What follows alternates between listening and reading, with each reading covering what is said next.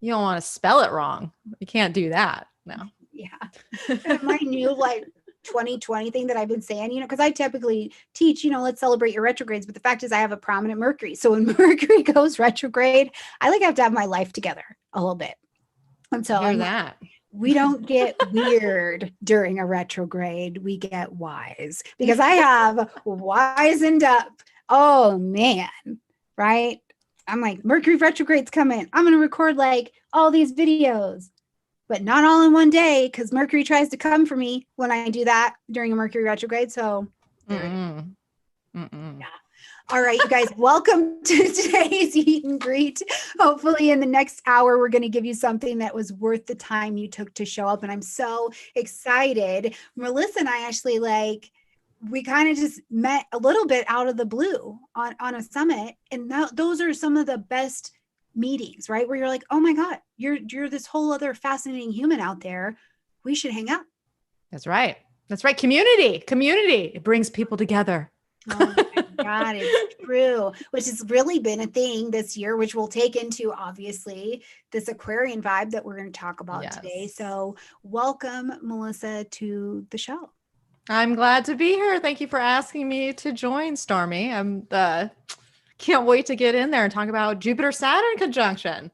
Oh. Yes. And Mars is still retrograde, and how to, as of today. So maybe let's start with that, because that's a whole vision. But before we get in there, I ask this with every interview so that people know and can kind of find their space in the community. But how did you get into astrology? How did you land on Astrology Island? Oh, Astrology Island. It's an interesting place. Well, I feel like the universe took me there, as I think a lot of people will have this kind of same story, some sort of, I do this on my program too. I host a podcast and I ask every guest that comes on, how did you get here? And for me, it was about, well, I always liked the planets as a kid. I had a sticker book. My favorite planet was Neptune. I had all these Neptune stickers, which is really funny now that I think about it. I know what Neptune is. Kind of represents. But one day, I just happened to I used to go down to the library, walk down there downtown every week. And one day I was a little hardened out, didn't have a whole lot of money behind me. And I was walking, and all of a sudden this $20 bill just floated past me like tumbleweed. And I stamped down on it, and I was like, yes, it's going to be a good day. So I put it in my pocket, and I ended up getting to the library bookstore, and they were having a sale there that day. And there was a book called The Book of the Hand by Fred Gettings. And so I got into palmistry first, which palmistry does have association with astrology too, because points of your hand, are also aligned with the planets. And so had I not had that $20 bill, I wouldn't have that $2 to spend on that book, which was essentially the journey that opened the whole door for me. And that was around the time of my Saturn return. And I've noticed that people, Saturn return, Jupiter return, either the first one or the second one at 24, a lot of times this is when people get in there. So that's my story. Sticking to it. And here you are. And then so as you've gone along, how did you find your space in this community and find kind of how you rock and you jam out in astrology? What did that journey look like a little bit? Well, that's interesting because having started at a Saturn return, and I will just full disclosure, I have Saturn on my North Node in Virgo in the 11th house. So there is, the sense of community there within that. I also have Mars exactly square that. So there's some tension there as well. So it actually took me some time to find my place and to find the confidence to actually get out there, say what I was thinking, consult with other people. And so I practiced and studied and did all this behind the scenes, action for many years until about, 8 years in or something. No, 6 years in, I would say. And then kind of the starting point was me going to our local San Diego Astrological Society. I just looked up San Diego Astrology, who's out there, a group. Let me go see. And we were having a bazaar. And so I went and got a reading from someone else, 10-minute reading. And I sat down for that. And after that, I was like, I can do this. I just needed the interaction with other people. But not only did I get that confidence to begin this journey for myself, but I also found a group of people that I could now be go to meetings every month. And now I'm the president of the nonprofit. Because not only did I come out, I came out and got in charge. Because that's how Saturn does in the 11th house, Saturn know, right? Yeah. So yeah. So yeah, that's my story and just podcasting and getting out there, just talking about it on the podcast. I had a podcast before with another astrologer, Shauna McGrath, that we did for almost a year. And yeah, so and you know what? It's also about connecting with the community out there who give you feedback to what you're putting out there, because the dialogue and hearing other people's experiences. And I think that's very much a part of this journey for me, is the interacting with the community, not just of fellow astrologers, but astrology enthusiasts who, keep it live, fresh, fun, and make me want to continue doing it. So yeah. Yeah. Oh, that's beautiful. It's always so fascinating to find out how we got here, because the road there's a similarity to it in everybody's story. But there's always these little like tweaks and differences. And I feel like if we will tell our stories and share our experiences, people in our community can find it and like find their own little tribe within it to be like, oh, I experience astrology like that as well, So I think that's super cool. And I just am cracking up too, because I have Saturn square my North Node in Cancer in the 11th house. And I'm like, do I want to go out there?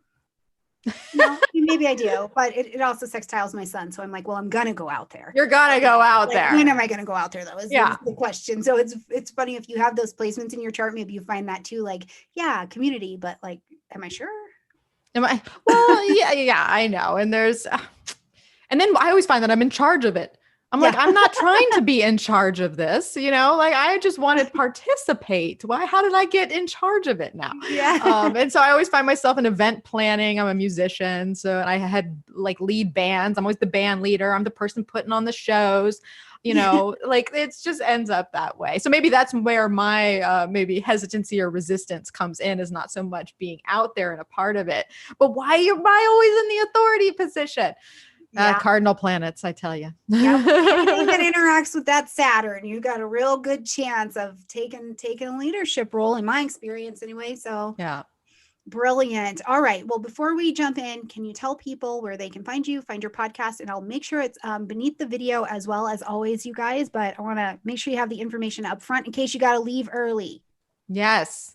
Where can you find me? Well, you can find me at energeticprinciples.com. You can also find me at Energetic Principles, both on Instagram and Facebook.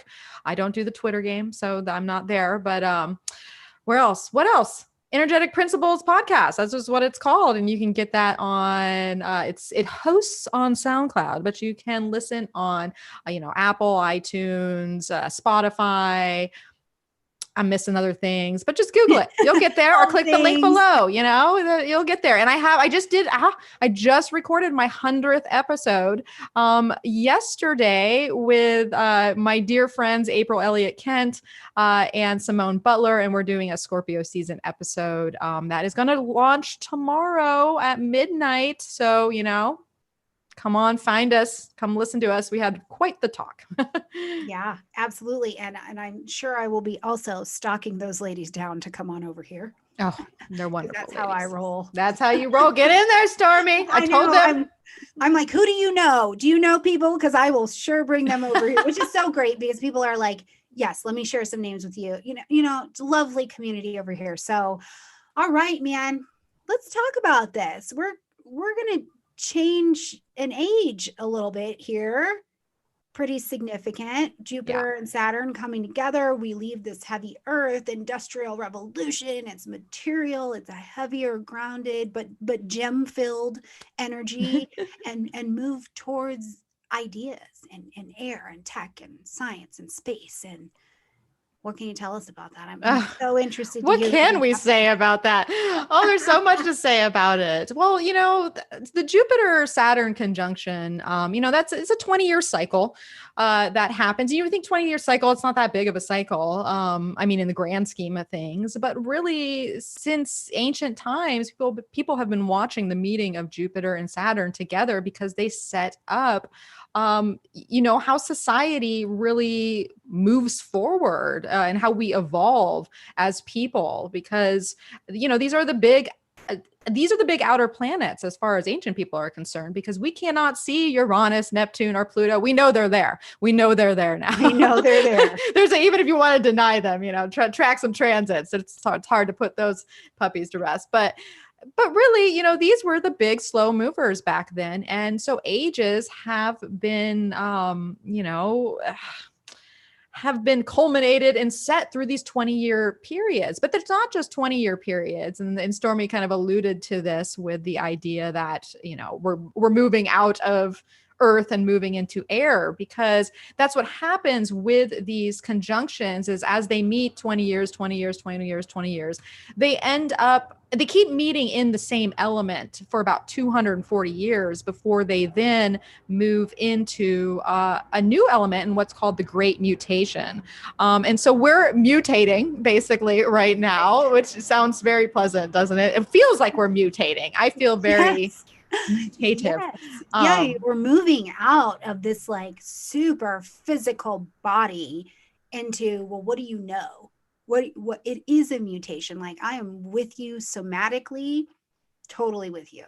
It feels different.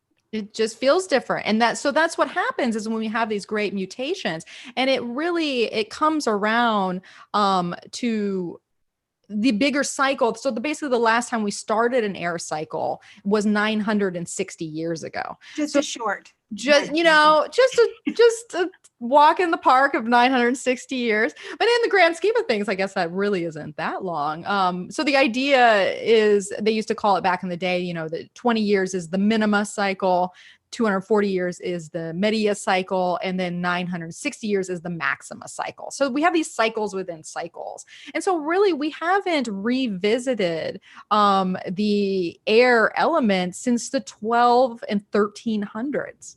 I mean, come on back there. What's take your head, come on back. Let's think about those times. And what's fascinating about, because I'm like, what did happen there? I'm like, do I know? Do I have the capacity to know what happened 900 years ago?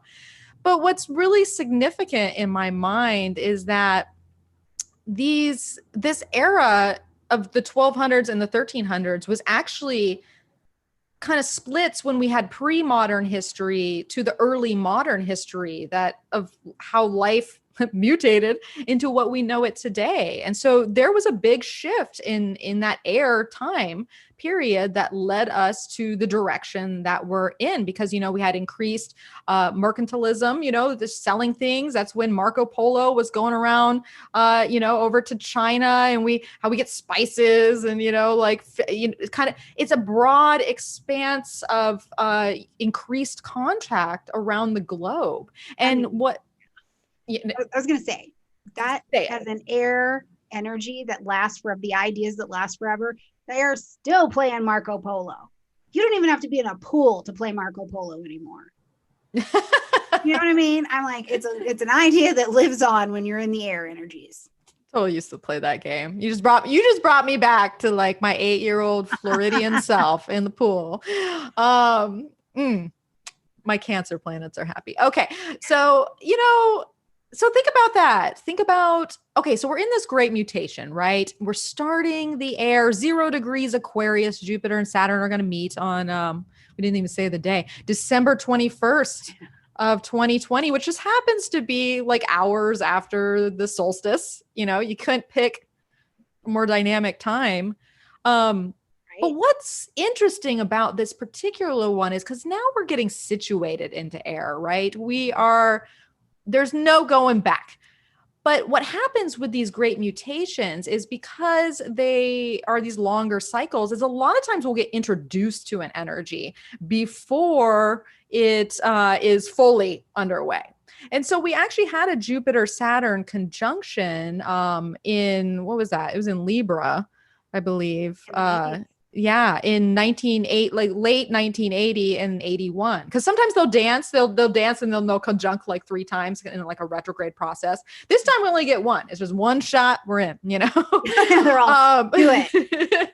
Get in there. But what's fascinating to think about, and when we go back to what we were saying about the 1200s and the 1300s and that shift from pre-modern society to what modern society is going to look like, especially in the idea of increased globalization. I mean, if you look back to the early 80s, that is when, Apple computers released their first personal computer. And I mean, Stormie and I are talking right now. I'm on an Apple computer as we speak. I mean, you don't have to be, but this was an introduction to the whole entire world that we live in now. The fact that, of course, we have this pandemic, and there's plenty we can talk about within the air cycle, right, and transmitting things. But the whole way that we're interacting as a society and our ways of, finishing out the Earth age and selling things and communicating has all been through the internet and computers, and this globalized world and economy that we now exist in was basically this infantile state at the early 80s. And so you can see, even though we're mutating, I guess now with the official, air launch, we have been for 40 years in this in-between state. Yeah. Getting into position. And I think it's just absolutely, I just believe that the universe is in perfect working order and is kind most of the time. And we got a little treat, right? Like we even after that, the like pre-intro between March and July, which was like, hey, that's just right. letting you know I'm coming. So just a pick, right? Because I love it. My experience and how I teach it is as Saturn, even if it's in the same house for someone, when it comes into a different sign, you get a very quick, oh, that does not work. This is not working, or whoa, what was that? So we even got a little taste there. And then to actually usher us into our full launch where we're going to just go, we get to do it with the sun in Capricorn, where it's like lifeguard on duty for 4 weeks. And then you got to go do that. Yeah. It's, I love that you bring that up, Stormie, because just the literalness that sometimes the planets can bring forth. I mean, when Saturn went into Aquarius to give us our taste, our sniff, I guess we could say, with the air, it was around March 22nd is when we got in there, and it wasn't until July 1st that it left. So, but literally upon entry, we come into this concept of social distancing. Yeah. You can't make this stuff up. We have the Aquarius energy of what is very much a societal point and a communal point, as we were talking about. And Saturn, of course, brings a lot of times some sort of limitation or barrier, or maybe a reorganization to what that looks like. And so, and it's not to say that, we're going to spend the next 240 years in a lockdown with masks on our face. I don't think that's the case at all. It's more about thinking about the idea of a cycle in general, because if a cycle just doesn't start and then boom, we're right there. No, we're wrapping up other things. So we have aspects that need to maybe die off or die down or transmute the energy in some way so that we can mutate. That's the idea of a mutation, is it's taking a different form. And no one's gonna go on and mutate by themselves unless something is like dire or puts some sort of limitation or framework to within, like, no, you can only move through this space. And so I think that a lot of what this pandemic is doing is it's introducing new concepts that need to come up that are more air related, like us communing right now over Zoom, or the fact that so many people stayed home to work, and realizing that you don't have to clog up the freeways every day to get to a physical space to do this job that is asked of you. And we have these technological resources at our fingertips that are going to be very much expanded upon into ways that we cannot even imagine at this point. And so this is an entry positioning to be like, well, you got to, when are you going to hop in there? And sometimes we got to do that out of force, I guess is what I'm saying. Sometimes a little pressure is very effective. It is motivating. Circumstances make us willing, I think, to consider that next idea or that next option. And it's interesting, right? Because in the Aquarian vibe, with those two little wavy lines, it is community, but it's what do I do that adds to my community? Yeah. right? So we have all been in every way, I think, shape and form, asked that question from our homes to the bigger, wider community. Like, what is my actual addition or unique special sauce, or however you want to say that, out in these streets? And I think that sometimes when we are placed with the limitations that we've been under this year, and of course, there's other grand conjunctions taking place. There's a bigger story than just this Jupiter Saturn, but having that time to prep for this moment that's coming, because what we're talking about isn't quite here yet.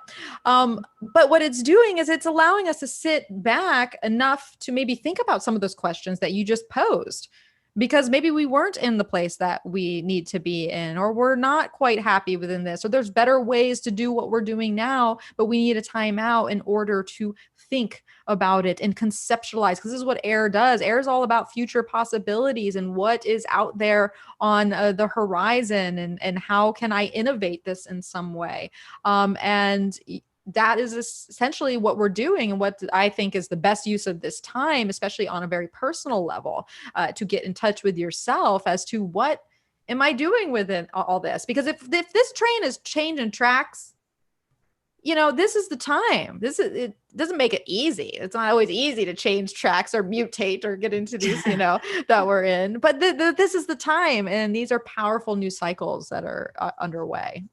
Yeah, it's going to be, I think, incredible to see, even as they come together in December, but then we travel that, because I feel like that first real year under new energy is where the onion peeling happens, Yeah. where it's like, okay, we are really figuring this out, and to help all of that, we're going to have Uranus square Saturn and be like, I don't like it.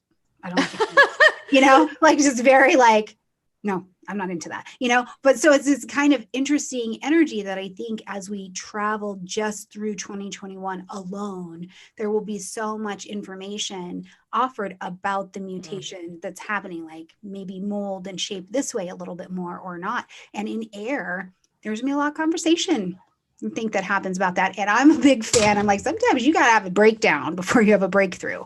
So I usually, usually, right? I'm like, sometimes. What do you mean? So, and I think we'll see that from our homes to the global stage, right? That it's literally going to be the words and the ideas that help the mutation along. Yeah. And what we're feeling in the world right now, it'd be remiss for us to say that, nothing's going on. At least here in the United States, we know that there's all types of mutations going on as to what all this is going to look like. And that's a thing in itself. And it's just fascinating to think that we have changes of leadership that happen during this very potent time. And I know you just you just did a live call, I think, on presidential elections, didn't you? Yes, that was yesterday. Okay. Yeah. So it's fascinating that is coming up. And the volatility that can bring with it when we're questioning the direction of society, because a lot of times, usually the direction of society is, I don't want to use the word dictated, because no one likes that word these days, or ever really, but it is, I can't even think of another word for it, but it's brought about by leadership. And we have a big questioning, which is another air quality of our leadership. And we've been doing that for a while, but it's actually really fascinating to watch the Mars squares. I know I was going to talk about some of the Mars Saturn action within this, because not only is so Jupiter Saturn 0 degrees Aquarius, that's where they're meeting. And we had another cycle that started there too, and that is Mars and Saturn, who conjuncted at 0 degrees Aquarius earlier this year. I forget what's the date. March 31st, so not long. So basically, Saturn entered into Aquarius, so we talked about, and then bam, Mars made a conjunction.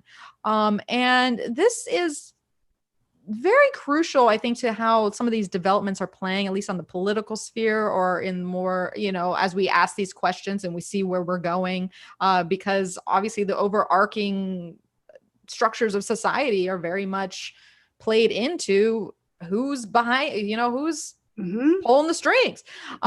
So basically this whole Mars cycle that is happening within Saturn is going to be incrementally dosing out I think maybe like action agendas, or some sort of like separation of like where we start to separate certain things, or and also where we start to maybe combat, or I mean, just Martian energy. Of course, it can be volatile in a sense, and it doesn't have to be necessarily physical violence. It can be volatile in the sense that this is very disruptive.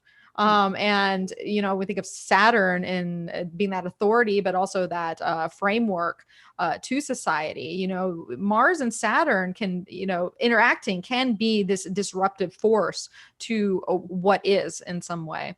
And so when we have these synodic cycles taking place, by the time the planets reach their first opening square, as Mars is doing right now, so basically Mars's retrograde action in Aries has been dancing in an opening square with Saturn. And this is playing into the discord of what is, and how Jupiter can maybe come around and help reframe that, yeah, within that, the Saturn. And you know, Stormie, okay, so basically August 21st was our first opening square. The second one was September 29th, the day of the disastrous presidential debate. Yeah, good times are happening for all. And it's interesting, right? Because even as I think about and kind of personalize these relationships, Saturn squaring Mars is still that parent-child relationship, but it's like teenager-parent relationship where Mars is like, well, I do what I want. And Saturn's like, as a matter of fact, you don't. And so they're going to have it out. And then we get Jupiter coming in to be like, wise Uncle Jupiter. He's like, Mars, I'm not telling you no. I'm just saying not like that. There's some wisdom in the thought that Saturn, that your elder, has to offer you. But there's also, you know, Saturn, come down. There's some wisdom in what Mars is saying too, and maybe how we get that done. So I feel like even as we think about all of these events as they've been trying to dance through this square, we've had Jupiter as that very friendly, nice uncle helper to be like, hold on, there's wisdom, but also this is a mess. but most importantly, well, and that's the thing with Jupiter and Capricorn too, is because Jupiter in that position is known as its position of fall. And so I think of Jupiter and Capricorn is that, yeah, we do need to, Jupiter wants us to grow. It just wants us to move forward. It's just, you know, like, how are we expanding this principle that is life? But in Capricorn, what has to happen first is, you know, sometimes we have to pare down, we have to constrict, we have to pull back in order to do so. You know, you can't run rampant. Mars can't, you know, like just around the whole place without some sort of like, that's not going to be productive in any way. And so I think part of like seeing the absurdity of interaction like that, you know, it's that will help that kind of Mars separation to start to separate like what is acceptable, you know, like we need that, like we need to see it in its craziest state. That's why that's the thing with this election coming up. It's just like, you know, it's hard to say what's going to happen. And if, you know, old Trump's back in there, it's only because we have to keep breaking down. We have to keep getting to a point that is going to help that mutation. And I think just far, of course, I'm speaking, you know, you probably have worldwide listeners, but I'm speaking on the US platform here. There's a lot to say about the final square of Mars to Saturn. Once Mars moves into Taurus, Saturn is now in Aquarius. That'll happen on January 13th, not too long, actually, you know, a couple, maybe what, 2.5, no, almost 3 weeks after the Jupiter Saturn conjunction. And so when we talk about that mutation, like you were saying earlier about the, you know, 2021 really introducing a lot of the new framework and like testing things out. And these are key points, I think, that are going to be a part of how this is going to go down, especially January 13th being the last Mars Saturn square. And then we have January 20th, which is obviously our inauguration date, But that is also the date. We have inauguration basically when the sun enters Aquarius and is at 0 degrees Aquarius. So there is, when planets come around to activate these synodic cycle conjunction points, we get a good glimpse into how things can unfold. And of course, when we have the sun come around, we get a really good glimpse because that's an illuminating principle of consciousness. So yeah.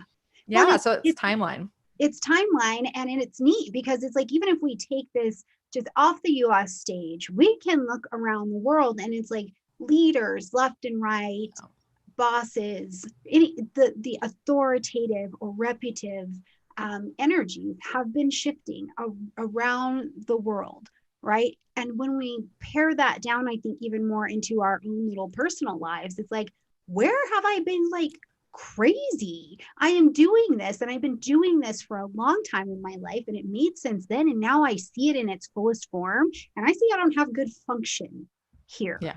Right. And I don't know about you, but as these energies have danced, I have literally had anger where I'm like, this is effing crazy. What am I doing? Like, this does not make sense in my life. It's frustrating. I feel like I'm inhibited from moving forward with something, you know? And so it's like, from the global stage, I think, down to the personal life, or vice versa, whichever way you do your triangle, it can be seen. I think that there are the dates that we lined up. There are specific things that were happening for us personally that we can go back and go, yeah, this is what was going on for me at that time. Because it would have shifted something for each of us. Now, how intensely you felt that, or you were aware of that, you know, whatever, but take it back. Go back and look at those squarey times between Mars and Saturn. Go back and look at that conjunction. Mars was like living his best life over there. He'd just come out of Capricorn, right? He was like, oh, just had the best tour ever, feeling very good, you know? And then even all of the things that we've created and seen and our desires and all of that, as Mars gets to the 13th and moves into Taurus, we need slow and steady movement to apply everything we found out during this retrograde. You know, Mars doesn't love being in Taurus. He's like, can you effing speed up? And Taurus is like, I'm not. Can you hurry this up? Right? And he's like, I'm not going to, because if I let you move as fast, especially after you just came out of 6 months in comfortable, you're going to burn this show down, Mars. You know, so it's very like helpful to look at everything we've created, seen, been exposed to. What have we been upset about? What have we been challenged to? And then see there's implementation on the way in our own personal mutations. Yeah. You know what? Because, you know, Mars loves to destruct, and Taurus is like, I want to stabilize, you know, I'm just trying to stabilize here. Yeah. And so I think that that's a great point to bring up the frustration that comes along, especially when Mars is A, retrograde, and B, in a square to Saturn, because those are both very frustrating points. But here's the thing: frustration and irritation lead to change in our lives. Because when you get irritated about something, there is a message behind that. There is, I mean, it's one thing if it's pretty trivial and, you know, but when you're constantly irritated about something, or you just have these like, you know, it's probably your inner self being like, maybe it's time to change something. Maybe it's time to destruct, because we have to destroy in a positive way in order to open the void that is creation. And so if we are standing in a conjunction space, which essentially is a great void, we have to break down what isn't working. And so we want to look for our frustrations. We want to look for our irritations, because that is, you know, key signs as to what we can mutate and move around in order to then pass through the void, to then go stabilize in a way that might have its own frustrations because we can't do it fast enough or what have you. But we're going to be on the other side of things. And there's a lot of it, and part of the last Mars Saturn square also involves Mars being in a conjunction with Uranus. So there is freedom and liberation from something that we have done in order to basically stabilize this new whatever it is that we are working towards. Because Mars and Saturn meeting together as well, especially in a tense configuration, pushes us to achieve things as well, you know, like laying down foundations, putting our back into it, putting that effort in, and going for the long haul. So, you know, we're at a nice time for this. We just had like last week, we just had the Sun Mars opposition. And I know a lot of people, including myself, kind of turned a page around October 13th. So Yeah. yeah. Yeah, it's neat when you can just kind of feel it out of, and I feel like as all of the, it's not always as that intense for me, but this year, as all of the outer planets came back online, it was very clear this year. It was just like there was like a little bit of a deep breath, and it's not always like that because they're, they kind of roll below the scene. So that level of consciousness. But this year I was like, well, I sense change. Pluto, is that you? It was just so very apparent in the mutation of energy that I think a lot about that as, we got sent back inside. And so as many of us came out and did a walk or whatever, it was like, oh my God, there's different air out here. And as every one of these planets has done a little releasing, it's like, oh, there's different air out here. Literally. Literally different air out here. And that's what we're coming into. I think it's going to be absolutely delicious. And every person, place, thing, and event that is needed for us to mutate, I believe, will present itself right on time, which is interesting, right? Right on time. That those are very potent words because we forget that. Mars forgets that. And that is really the challenge of Saturn sometimes, is that there is something called divine timing, and you can't always push that forward to where you want it to be in a particular moment. And that's where frustration comes in too, is not honoring certain cycles or certain synchronicities and proper timing that has to happen in order for things to come together. And so it's something to put in your pocket as well. But that Jupiter and Saturn meeting, once again, Jupiter just wants to push some sort of evolutionary growth forward. And so to me, I feel like a lot of right timings are going to pop off. And especially after we get through the eclipses, we got eclipses, November 30th, and then December 14th. So we have eclipses taking place, in Gemini and Sag too. And those mutable signs, you're looking at the short term.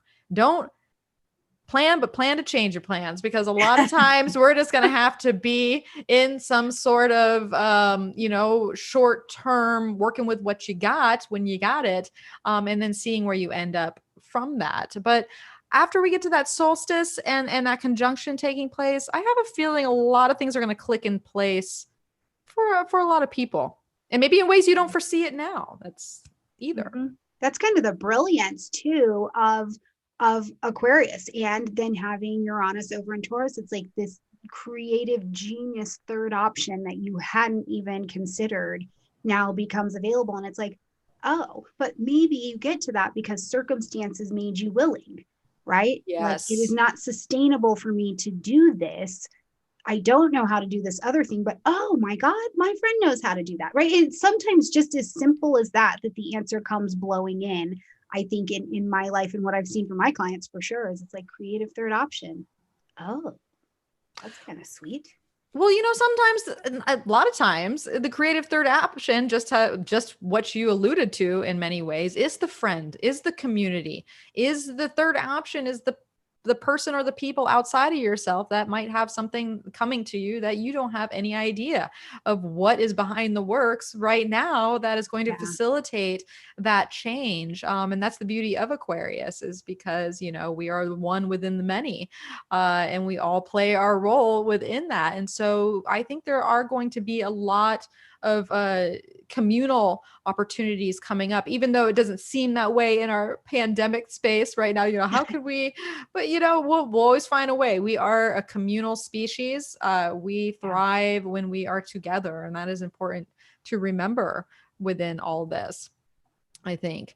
And it's funny, you hear about, because we're going to be at 240 years basically of this air mutation going down, and you're like, where can we go from here? You start to think about technology, how because what we have right now, if you would have presented that to me like 20 years ago, I'd be like, really?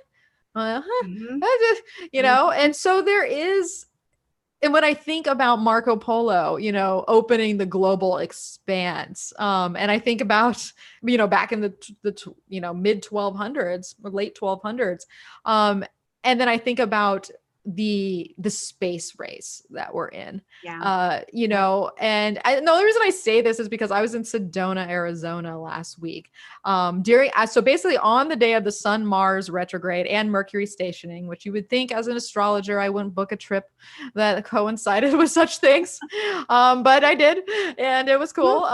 Mercury is retrograding in opposition to Uranus, so there's something to be said about that. But where I'm going with this is that I did a UFO tour. And Nice. at first I was like, I don't know, I don't want to pay money for the, like my Capricorn moon was very just a little skeptical. So what we did is we went out there and then the super dark parking lot, and they gave us this military grade night vision goggles, which was super cool to look at the sky within these. And so they point out what the planes are, they point out what the satellites are and other type of moving objects that are, here on our planet. And then we're looking for basically moving objects that are not sparkling or not stars. And my God, did I see a lot of them? A lot. Some were zipping around fast. Others would be kind of moving slow. Some would be moving together. Someone would just disappear out of nowhere. Yeah. And, in my mind, I was like, is this really happening? Am I like, okay, well, this is cool. And some people would say, within the air when we have 200 years, think about everything that's happened in 200 years. Yeah. It's almost mind blowing. Maybe this is my Uranus conjunct my ascendant, but maybe I'm just putting out there that who knows, maybe we'll have some sort of like expanse beyond our planet within all this, because that kind of blew my mind. But I just wanted to share that. And I'm not a conspiracy person per se, but I saw it with my own eyes and it was crazy. Right. That stuff is happening out there. And that's the brilliance, I think, of Saturn as a ruler with Uranus of Aquarius, is that it's like, yeah, I can stand on this mountaintop. I can stand at the top of that skyscraper. And that's cool. It's solid. It's Saturnian. It's structured. It's good. But as an Aquarius, I'm going to look up and say, but what else is up there while my feet are grounded? Because I think there's more. And it's the coolest thing. I think it is a beautiful function of getting to see Saturn be pretty awesome in a new way, like in a new light, which I think is just the coolest thing ever. But that also leads me to a question for you, just professionally or thought-wise. So thought-wise. So going into this Aquarian energy is, first of all, the astrologer, the astrology, all of these ancient arts that kind of live in that Aquarian vibe, but Saturn being this energy of the elder as well. Do you feel like this is like a time for astrology, for these ancient arts to be making their way back onto the stage as something really useful, as maybe, people are leaning in different ways with religion and beliefs, but ultimately looking for a divine connection? Like, what do you think? How does that play? And Daddy Jupiter is over there as well. Daddy Jupiter is all about something larger than ourselves and religion and oh no, we're frozen. Oh, we're frozen. We're not. We're back. We're back. It was 2 seconds. 2 seconds. Did everyone catch that? Astrology for the future. So yeah, we're saying Jupiter basically just is very concerned with religion and spiritualism. And so anytime Jupiter comes into the mix, we're going to see some sort of new cycle going on with that. And we have to keep in mind too, that Neptune is still in Pisces. And we knew Neptune back in Pisces back in the 1800s, that was a whole spiritualism. Spiritualism is just growing in whatever shape and form. Of course, astrology fits into that, maybe on the more scientific side of it, even though I'm sure some scientists and astronomers would be like, no, it doesn't. But it really is. So when we're talking about a lot of different facets of spiritualism. So we have so many things at play with Jupiter and Saturn meeting in Aquarius, Neptune still being in Pisces, that are very much, I think, pushing forward the Saturnian element of the ancient art, as you pointed out, but also how can we use that in the now? How can we use that in the future? And so I think and we can see by the popularity of it, just the popularity. And that's something to be said about the ease of its transmission, because that's the thing with Aquarius is we're talking about transmissions here. It's exactly what we're doing here today.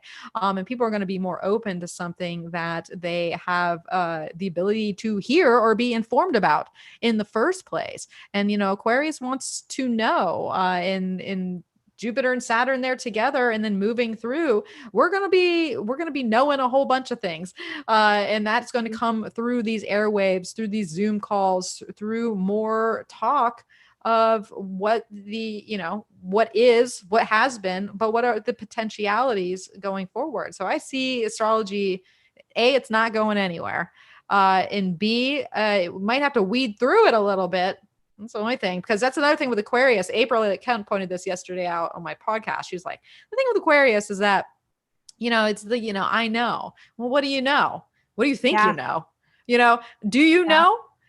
So we do have to keep that with a grain of salt, because when people think they know something, someone might know it. Yeah. But if you think you know and you really don't know, that's where it can get a little tricky. So, yeah, I hope that answers the question. Yeah, no, it totally did. And I think that is where this year, I have to say, like in all specialties and all industries across whatever, right? Jupiter in Saturn and then moving into Aquarius, I think has been very, very useful, because I do think that Jupiter said, if you are a teacher, if you are in a position of knowing or trust, you better have your training. You better have your Sirius, your Capricorn, your structure, your foundation underneath you, because where we're going next, where I'm coming for you, is not in what you think you know. I need you to be giving that away now. So what do you know? Right. And I feel like a lot of people in a lot of industries had to do a lot of stepping up in terms of the quality of what they have to give to work. What's the profession? Are you serious? Do you have what it takes to do the deal? Do you have the training? Do you have the blah, blah, blah? And so as he comes around now, I think you're right. I think there will be some weeding out. And I don't think that is a negative way. Right?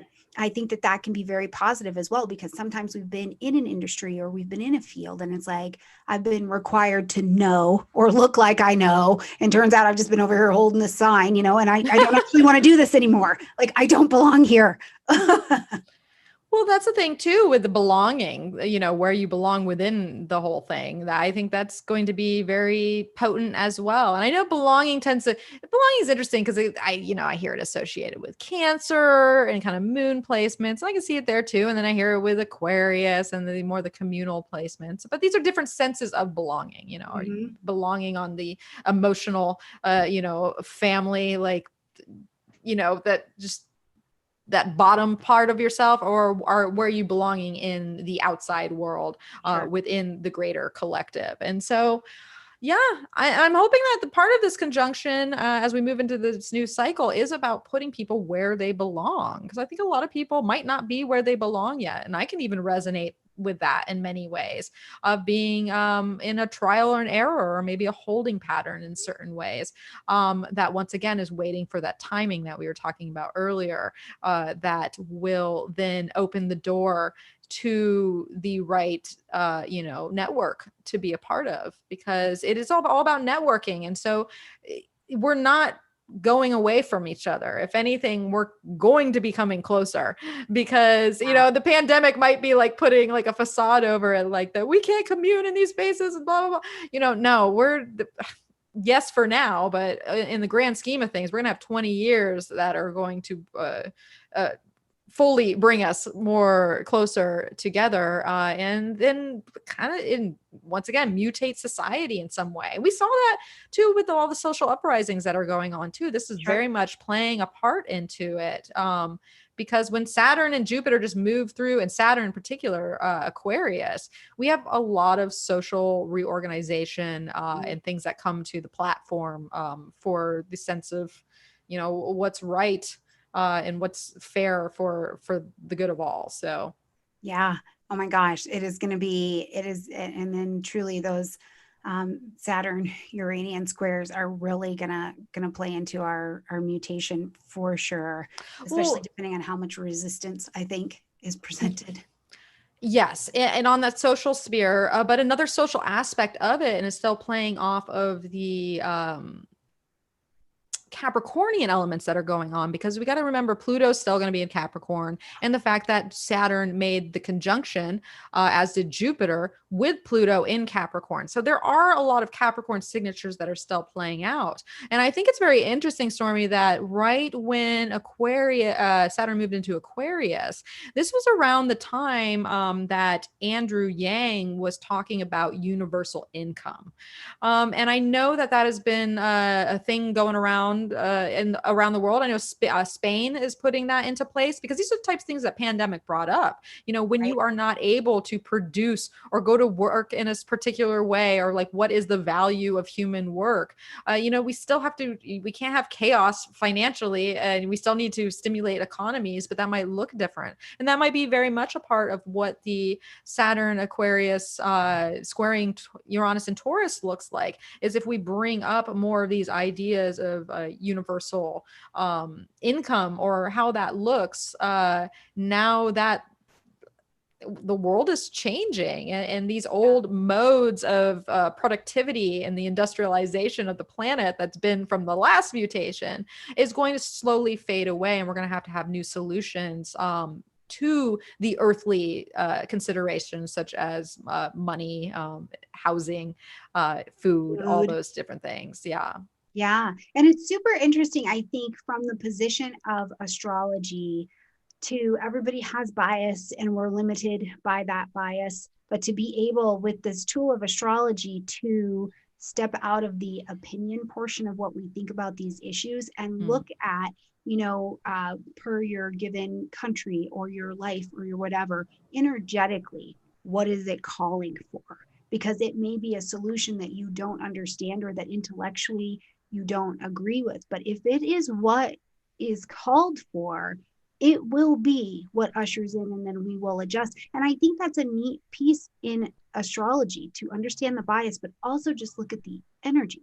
What is it asking for? Because whether you agree with it or not, that will be what blows in consistently. That's right. That's right. And what's blowing in? We're gonna find out. That's that's the thing. We don't know. That's like I love that. That's the thing with a predicting astrology and being a predictive astrologer, is like, anybody that's like 100%, I know this. Once again, to the Aquarian, I don't know about that. There's always the element of surprise to even the most learned of star watchers, and so I'm excited. I want to be surprised. I want something to happen, or opportunities to present themselves that I just have not foreseen, because I think that might be the spirit of the air, spirit of Aquarius, and being open to that, because once again, too, is the being open in your mind. And that is not necessarily always something that happens with Aquarius, because once again, we talked about the I know and the fixed quality of air. There is more there's pivot room with Libra, there's obviously room with Gemini, but not with Aquarius. And so we have to keep that in mind too, and that might be part of the eclipses that are taking place still in that Gemini